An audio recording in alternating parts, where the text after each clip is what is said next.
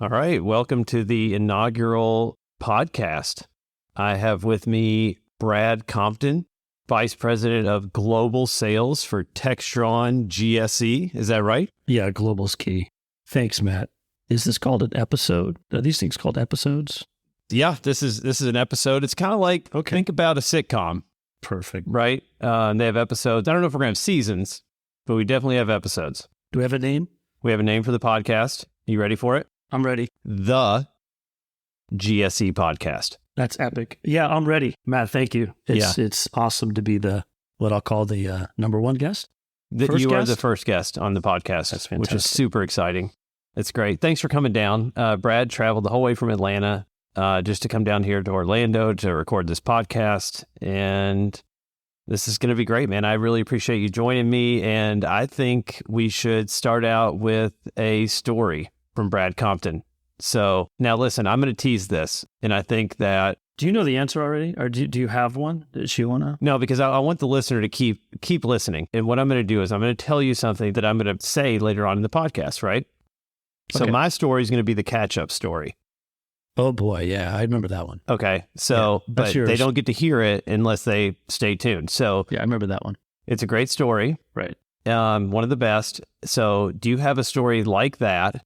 Man, I should have done my homework. So yeah, I've got many stories, and I think... Now, what's one that's like PG that you can tell that's a funny story? That's true, because if you start with when I was in Vegas, that's not going to end well. It's not going to end well. Yeah, so folks that may be listening to this and folks that I know all throughout the industry, there's many stories, and it's such a great community. We have so much fun from supplier to customer. And again, I'll use the word globally, so we travel everywhere now. There you go. And golly, there's so many stories I can talk through. I'm a sales guy, and I think one story that comes to mind, it was probably 98. So I'm still pretty green, and I'm working to close a deal. Not a large customer, but I always say that, any new customer is great to put on the list, right? So it's called Mayor. No, that's a great story, though. I'll tell that one later. No, this is with Signature Flight Support. Oh, okay. And I got to know Andy Reeves, and he's a great guy. And I just saw him at a conference in Amsterdam. It was good to catch up with him. I don't think you'd mind me telling the story, but man, I just thought of this. We were walking through our factory in Kennesaw, Georgia, small factory, but we put out a lot of equipment. And we were negotiating. He needed some MAs. We'll bring up MAs again. Yeah. And he was buying quite a few of MAs for me. Sell a couple was fantastic. And I was working hard to get this deal done before he left so I could go back to Dick Baxter and say, look at this. We walked past the break room and there's a ping pong table. And he said, I'll play ping pong. If you beat me, I'll give you the PO. So that was good. I'll have to say that I lost. And still give me the order. So pretty tame story, but I've got many of them. I think you should classify stories in their own little area, and then projects probably in a different area. But many, many stories. Met so many good friends in this industry. Again, from a supplier standpoint and customer standpoint, I think we all just group them in as friends now. Yeah, for sure. It's a great industry, and I have a lot more stories in my back pocket. I'm just not sure how deep you want to go at this point. Yeah. So do you think is Andy a premier ping pong player? Or I would say you're he just was that better bad? than I was. I was probably a little nervous. I tell you, I probably was nervous, but Andy was a great dude. And I think at the end of the day, we got that order. I mean, hold on a second. So the question is, do you let the customer win? Because he told you if you won that you'd get the PO, but then at the same time, you're like, well, I mean, he's my customer. You want to make him feel good. You figure you're going to get the PO anyway if you make him feel good, right? Yeah, I wanted to beat him. You did want to beat him? Yes. So that was, ping pong. That's where it all started. There was a ping pong table in the break room in Kennesaw? There was. Yeah. They had put it in there. That's interesting. I think it was gone by the time that... I was probably there. It was just probably in the corner, put up a little bit, but... Yeah. Yeah, so at break time, he saw people playing. He looked over at me and said, you know what? I'll play for the PO. And I said, this is fantastic. Can I ask you a question, though? Well, yeah, do people know what the endurance is? Of course they do. Yes. That's the most important question of the day. It is. And was that the Endurance, was that your brainchild or was that marketing? No, they would let me name it. Did you try to name it? No, they were not going to let me do it. Can I tell you a story? Yeah. They let me help name the MZ, which was a huge success. Oh, really? Oh, it was beyond. Actually, success is like, I mean, well, it depends on how you define success, right? Yeah. I think people don't understand. I mean, we've been out of the space for a little while, but we're excited to get back in it. But we've been involved in electric tractors for so long. I think the MZ was number 6. Yeah. 5. So did it start with the M3? Was that the first? Yeah, probably when you jumped into it, but. Oh, was there one before the M3? No, you're right. The M3. Yeah. I was not there with the M3. I mean, I just know my tug history. So we started doing electric bag tugs mid-90s. Mm-hmm. When I came on the scene, there was a battery in the front, which was an industrial vehicle. Then they had the battery in the back, which was the M3. Yeah, the M3. So we're now into the 8th generation. Textron does a phenomenal job with the product, the innovation, and they continue to do that. And so now, we're into the Endurance. We got good names. The Endurance is launched. So yeah, that's great. I didn't know you named the MZ. I would have. Yeah. So Matt was actually come back and talk to you speaking in third person. Matt was the project manager for the MZ. Yeah, working with Brian Yoder on that thing. It was quite the thing. But now I think the Endurance is a much better electric vehicle than the MZ was. Yeah, we took our time doing it, which is the right thing to do. And you want to talk about stories and projects. I've made many mistakes too. And sometimes you got to move at the pace of the customer. That's kind of what I continue to lean on is, make sure you're running as fast as they are and helping them out. But you got to slow down a little bit when they ask for product. And especially when you're launching a new product, you got to make sure you take your time and launch it correctly. I think a lot of suppliers, manufacturers have made that mistake. And so Textron's been disciplined and we're doing all the right things and we've launched it and it's going to do good things. We're excited about it. So you all being owned by Textron Specialized Vehicles, right? Yeah. And EasyGo is a part of that. Was that kind of like an EasyGo is obviously, I think almost everyone knows that they have electric golf carts. Correct. Right? That's kind of their deal. Mm-hmm. Was that a help from an engineering standpoint? Yeah. So, it's the people, it's the product, and it's the process. And Textron's nailed that. I mean, if you talk about Textron from Cessna, Beechcraft, the helicopters at Bell, there's so many good things going on from how they innovate product. And that cascades right down into where we group into, which is TSV, like you said, Textron Special Vehicles. So we gain a lot of resources from the golf segment, the Cushman segment, the Jake segment, which is Jacobson lawnmowers you see at these large golf courses. So yeah, but now it's all about lithium. And so lithium is the go-to for golf, and lithium is now the go-to for us. I think lithium is now the go-to for GSE, it's taken off so fast. I think you talk to others in the industry, everyone's going to say we're going all electric. And so, yeah, to have the resources at Textron is phenomenal. Yeah, they do a great job at launching product. They know how to do it. They know how to hire the right people to do it.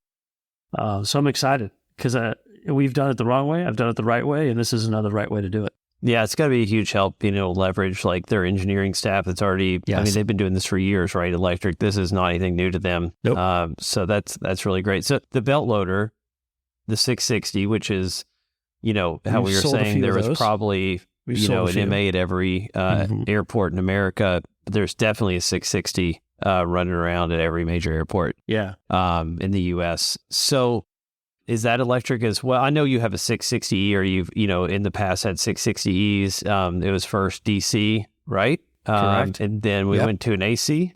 Man, you're talking like an engineer. I don't. Yeah. So where are we at now? Is that like on the Endurance style? It is. So the belt loader is a little bit easier, but the belt loader, man, that thing is a phenomenal product and it just keeps chugging along. Everyone I've worked with at Tug and now Textron GSE, that is still, biased, is one of the best belt loaders out there. It holds its value. Yeah, it's probably the easiest product to go electric, and it was back when we went electric, and now it's an easy transformation into lithium. Yeah. There's a lot of lithium batteries out there. There's a lot of people out there peddling lithium batteries. So we will work with the customer on what works best for their operation, but just got to be careful on how many different variations there are. Yeah, we're going all in lithium. We still offer the lead acid, but yeah, that that belt loader has transformed into probably over 50%, if not more, of our belt loaders that we build now down in manufacturing line are electric. Really? Versus internal combustion. Oh, wow. I didn't know that. Pie chart, charts and graphs. You got to do the charts and graphs, especially when you're global. See it when they're listening, but man, charts and graphs are out because our pie chart has gone crazy for electric belt loaders. The users aren't afraid to ride them anymore. The maintenance guys aren't afraid to work on them anymore. So it's really picked up. So I have a question for you.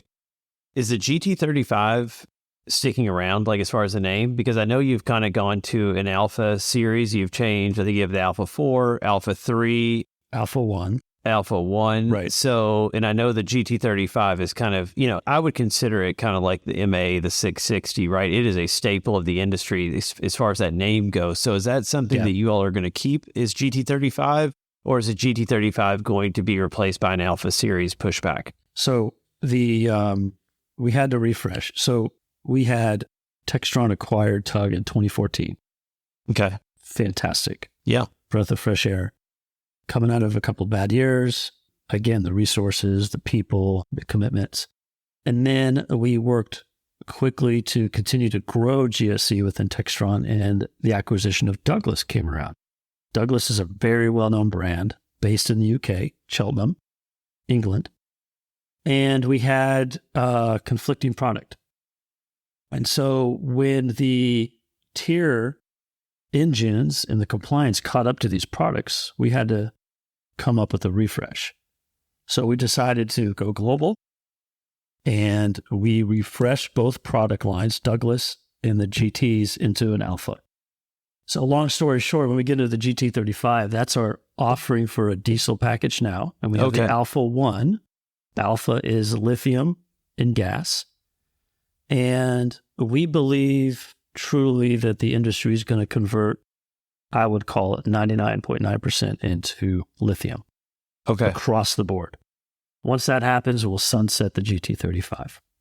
So phenomenal product, still sells very well. And we build maybe, a dozen a month right now, along with the Alpha. But we feel strong, and we're going to go forward knowing that the industry is going to go fully electric. So we're going to go into the Alpha product.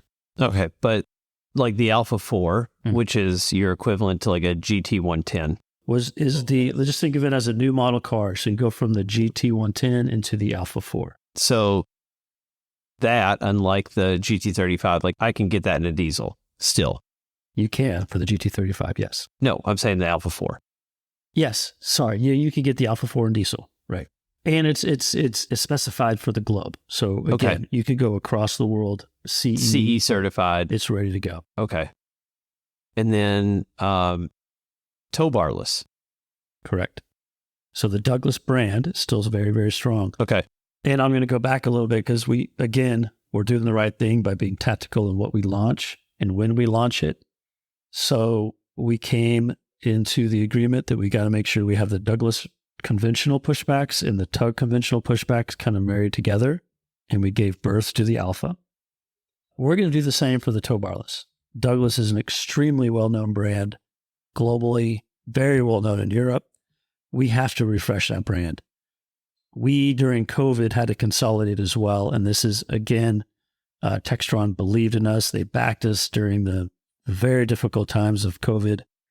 And I think when you go through hard times like COVID, that's the best time to innovate and come up with new products. And I'll classify the new factories, the consolidation of factories, as innovation from a Textron standpoint. So long story short, that is on the roadmap, is to electrify the Douglas brand, refresh that brand. And that's going to happen probably very soon. Wow. But again, I don't want the customers to think we've run away from that. We service, we supply parts, we take care of those products, and we have stock at the Douglas brand as we speak. So the Douglas brand will live on. That's probably what I should have said. That's awesome news. It's going to live on. Yeah, it's a great product. A very good group that is there at Douglas, and we have a factory that Textron has that's in the UK. It's in Ipswich. It's part of Jacobson. That's where we house our parts. That's where we collaborate on the Douglas brand. We have also shifted parts over to North America. So yes, we're not running away from that. It lives on, and we look forward to what's coming next. That's great. So let's transition into Premier, because before I left, I'd say, I don't know, about a year before I left, I think Textron GSE acquired Premier, and at that time they were up in Wisconsin. Yes. Now I think they've all transitioned now, right? So you're not building anything in Wisconsin any longer. This has all been moved to your new location. Is that correct? In Cartersville? So, I mean, we all talk about the COVID, but man, it was so abrupt and it was just such a stop globally, right? I mean, we've had other events that slowed us down and stopped us, but some were specific to a territory, but this was global, and the whole industry just, as you know, and as our listeners know, just abruptly stopped. So we came together. So this is the time to consolidate. And again, Textron believed in this industry, believed in what GSE can do. And it was the time to consolidate. So in Kennesaw, Georgia, we had 2 factories. We consolidated those into the new one in Cartersville, and then we closed down Marinette, Wisconsin, brought that to Cartersville. It's never easy, but we did it. It was the right thing to do. It was the right time to do it. So now we manufacture that product in Cartersville, Georgia. Okay. So as you mentioned about Douglas, Premier still lives on. It's doing well. So what was the biggest change between like your Kennesaw facility and the new Cartersville facility? Like, what were you able to do to like make it so that way you could handle all, bringing Premier down and stuff like that? And then did it make it so there was efficiencies in building the units? Can you produce more out of that Cartersville facility than you were able to out of the Kennesaw facility? Yeah, it's all about output. It's all about capacity. The flow lines, which you're familiar with at Kennesaw, we do flow lines. Yeah, and it's about momentum. You got to get those flow lines going. And, I do say internally to my folks a lot is, it's time for a bigger boat. And we got a bigger boat. And again, 100% shout out to Textron for doing that, and TSV for believing us. And now it's the light switch turned on, man. It's 100 miles an hour right now, and we're pumping them out. It's a lot of work. I mean, it's I think GSE, I think the secret sauce would be forecasting. And I think the secret sauce is making sure you give production teams, quality teams, the ISC teams enough time to get organized and get those units on the line and get them flowing. And once they get a little consistency, they can start pumping them out. And I think from a Textron standpoint, that's what we do best. And we can pump out a lot of iron. Yeah, for sure. In a small amount of time. Now, we work with the customers closely. We want to make sure we get the right product for their operation. And sometimes the more options you throw into engineering kind of slows it down, but we understand that. And the factory has set us up to succeed. And so we're excited about next year too, as we work through all these supply chain bumps in 2023. There we go, man. Well, I think we are going to take a break and hear from the sponsor of this podcast, and we will be back.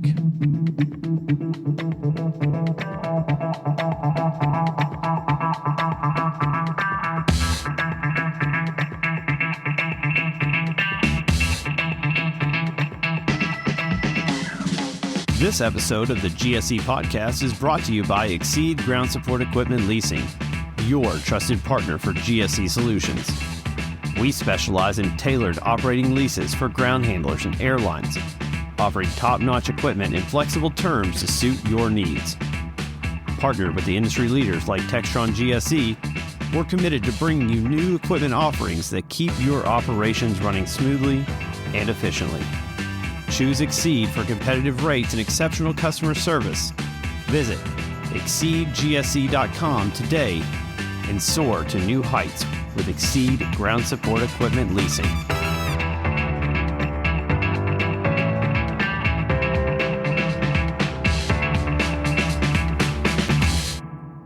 All right, we're back. That was a spectacular commercial break. And I've got some more questions for Brad Compton.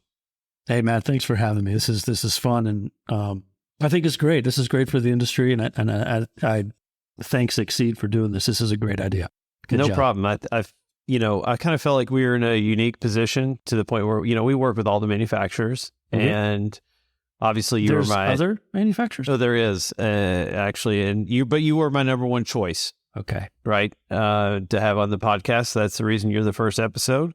And thanks for helping me kick this thing off. How we doing on the language? So far I think we're good. I don't remember. No. Okay. I don't remember dropping any expletives, so I think we're good. So I guess my first question for you, just kind of getting back on track here, is you've been in the industry for a long time. Before this, you're selling copiers. Oh, God, right? That's a story I should have brought up. Yes. Yes. But you're not selling copiers anymore. No. Right? No, you're selling thank alphas. God. You're selling endurance tractors. Yes. I mean, you got a whole lineup here, right? I got kicked out of a lot of buildings. And so when did you start? Like 1990 something? I mentioned Dick Baxter. I don't know if I mentioned the interview. It was 1995. 95. Yes. So it's in the bloodline. My dad worked for FMC in Orlando. Okay. So I grew up in California. Now, for those who don't know, which I would imagine almost everybody who's listening to this would know, but let's go ahead maybe a few and fill them in, right? Yeah, maybe they don't know.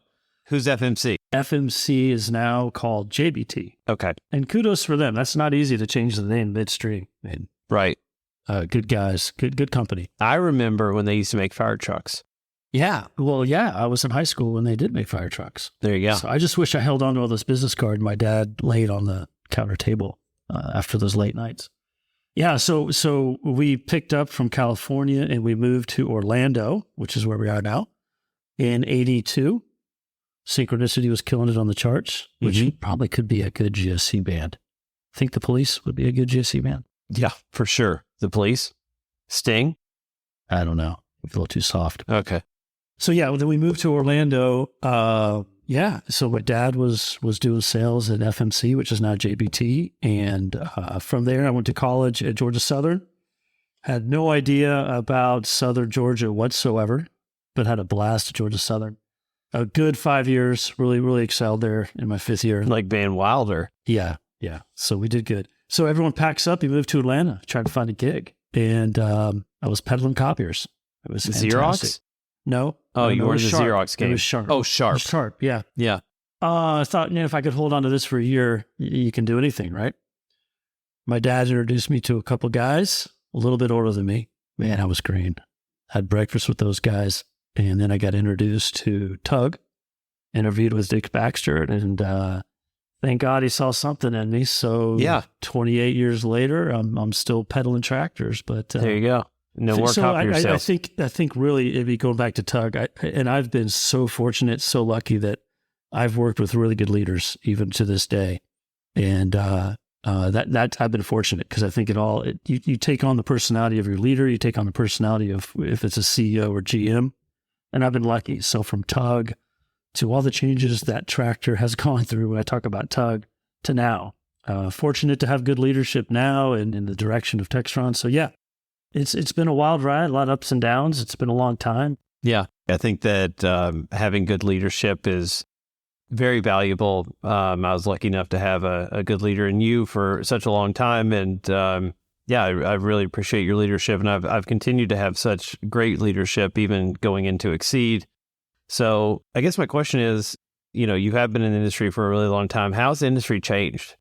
The industry has changed, and I think it's been the same for so long in the early years for my career, and that's just the buying cycles, and you can start understanding it's repeat business, as you know, right? And it's relationship based, and I think salespeople in different industries will say it's unique to them, or it's all about their relationships. But I truly think, and again, I've been in this industry for a while, I haven't seen the other side of the fence. It is really about relationships.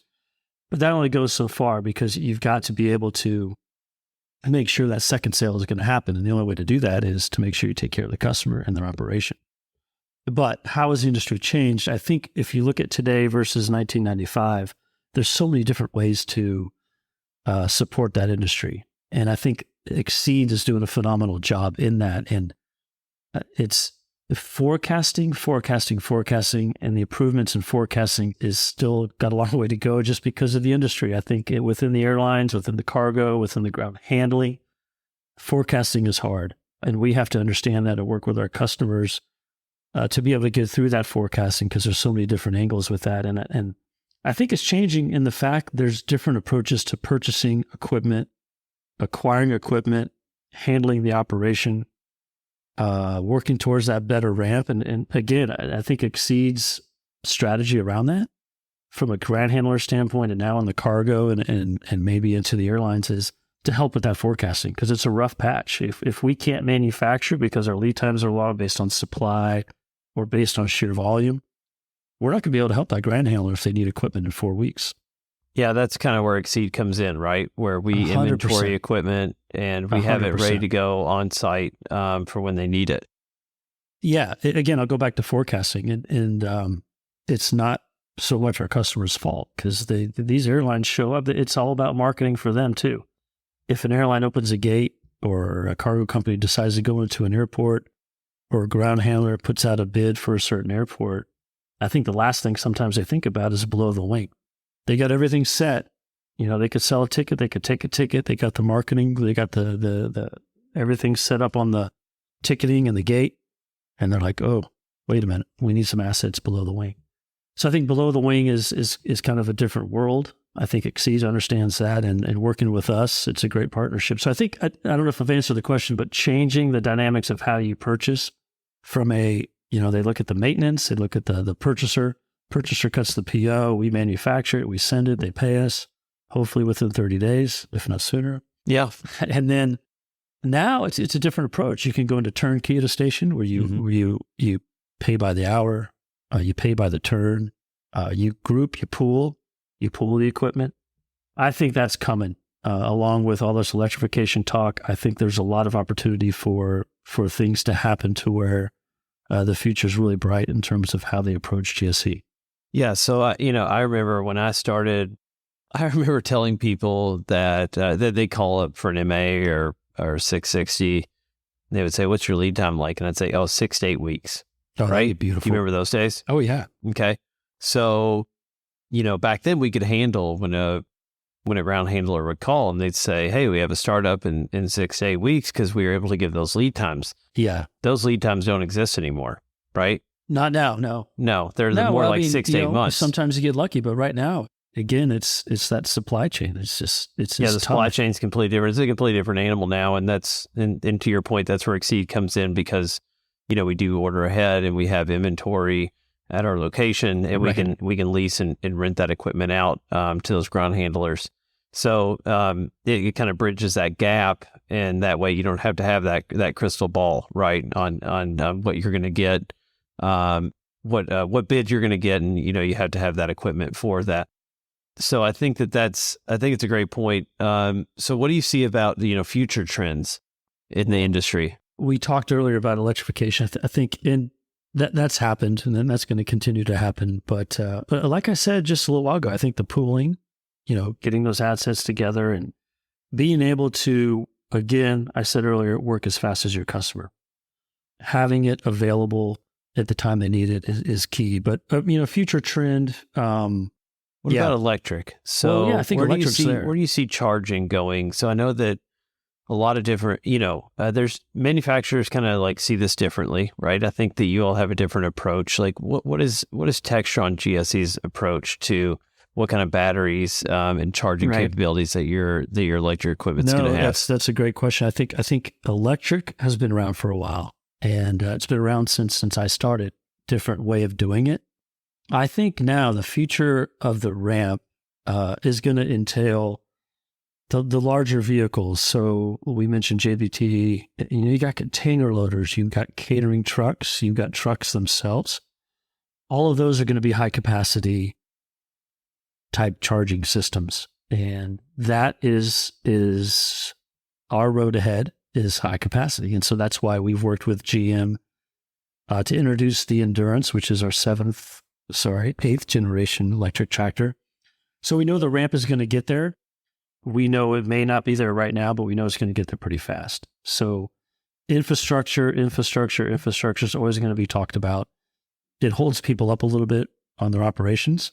You got to work closely with the airport to make sure it's set and time it right to when the vehicles come in. But I think that's the future of the ramp is a high capacity type charging system with a vehicle that it can accept that And we already there for opportunity charging. So I don't think with what we see and what we are innovating and we are producing that you're going to have any type of downtime in terms of that question of how long does it take me to charge this up? It's not 8 hours anymore. You can do this during a smoke break. You can get it done if you have the right chargers within 15 to 20 minutes. That's incredible. So that's the technology. That's where you think it's heading. And yeah, I think the airlines and the ground handlers, cargo are going to have to, it seems like they're going to have to move in that direction. I think, that's where cars are right now. Is that correct? Yeah. Like a Tesla, that they're using the high capacity chargers. Mm-hmm. All right. So what's the most challenging part of your job? I'll say forecasting. Right? Again, forecasting. But I'll take this to let's just talk about sales 101. Let me talk about that. That's all I know. Yeah, the Brad Compton School of Business is sales, and I've learned from the best. We already talked about a few of them. And it's repetition, and it's listening to people, it's listening to your customers.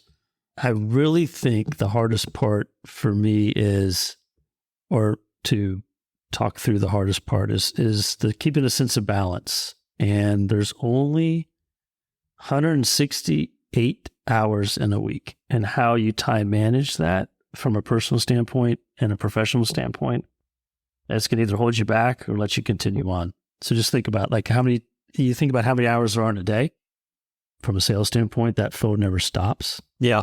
You're raising a family, or if you're trying to get through your daily routine, you're trying to take care of your customers. I think it all comes down to balance. It's time management. And then, it's forecasting. You got to forecast. And again, it's all about people, right? It's the people in the factory that are relying on these salespeople. And I'll talk for the folks I compete with is, you got to feed that baby out there. That's your factory. And those guys out there are proud of what they build. Yeah. And I think it means the world to me to be able to just keep letting these guys be proud of what they build and ship product worldwide. Yeah. I think forecasting, with the part shortages and lead times that we're up against right now, right, which is like unprecedented, right, is even more important than it ever was. Right. Yeah. Having the right, your inventory is huge. Yeah. And that's a challenge. That always will be a challenge. Again, we're in an industry where each operation is different. Air Canada operates completely different than British Airways. That operates completely different than Southwest and or UPS or Swissport.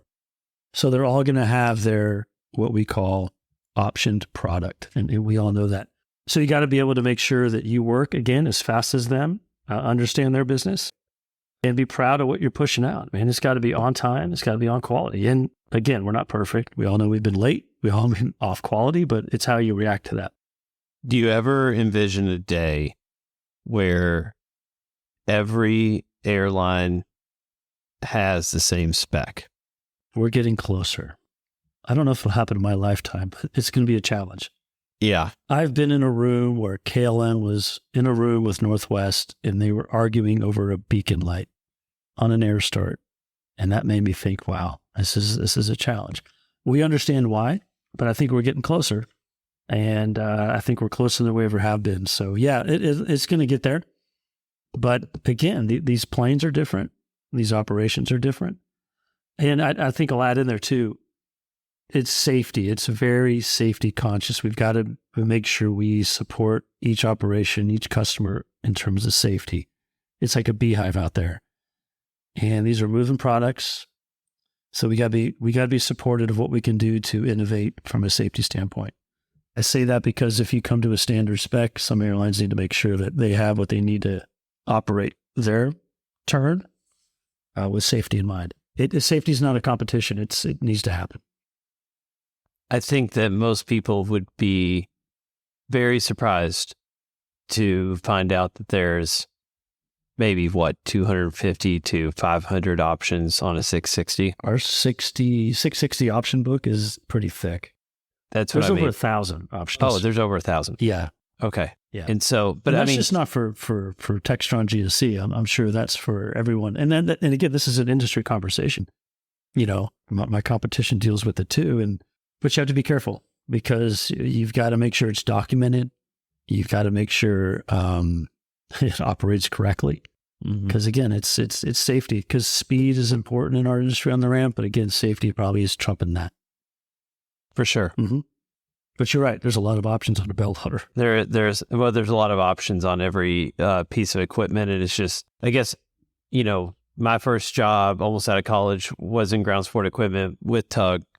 To me, I just figured everyone knew how many options were available on any given piece of equipment, right? Right. But then when you leave that manufacturer, you go out into the real world, right? They don't understand that there's a book the size of the Bible, right, full of options for each individual piece of equipment, right. And we took that for granted, right? We just figured everybody knew, but everybody has their own spec, and it's always a little bit different. So I was just curious on whether you thought that, and you answered that very well. I thought that you think we're getting closer to that, and that would be an interesting day in GSE if we ever got even two airlines to agree to a spec. They're talking, and I think it's going to happen within a territory first. But again, I'll bring up the word global. I mean, Southeast Asia is a completely different ball game than in North America. Completely different ball game than the Middle East. Because it's what their ramp is used to. It's what their ramp needs. So you have to adapt. But yeah, there's a lot of options. And they'll continue to bring up options as we evolve into different products. Yeah. Well, is there anything else that you wanted to discuss on this podcast today, Brad? No. I mean, I think you nailed it. I think I do want to talk more about the music. I need to make sure I have the right music to back the right me playlist up on this. Yeah. As the first one. I'm kind of into, honestly, I'm kind of into 70s rock right now. That might have been, that's it. That's the mark. Really do. I think that's the GSE in a nutshell. Would be probably a kickoff with Tom Petty and then roll into it, right? Some Tom Petty. Yeah, for sure. Tom Petty is probably one of my favorites. This is fantastic. We could talk forever. I mean, I've got multiple stories, as do these people I grew up with in the industry. Well, I got some good news for you, and that is we'll have you back on the podcast. Okay. Right? Episode 2? Not episode 2. You're not going to get episode 2. You're not going to get episode 2. Am I not your only guest? We could maybe do a Brad Compton part 2. Okay. Right? But you're definitely not going to be the second episode. The sequel? The sequel. Ooh, I like that. So we'll have you back once you've kind of crafted some really good stories. Uh-huh. I'm going to come back. I realized that I didn't have time. Did not have time to tell the catch-up story. But well, I'm sure it'll come in time, right? It's going to come in time. Yes. And just another little tidbit for you, for the listener. Right. Brad Compton was actually there for the catch-up story. And so you know what I think we should do? Here's what we're going to do. We're going to make a decision right now. We're going to hold the catch-up story until the next time you come on the pod. This is your story. This is my story. Yeah, you own it.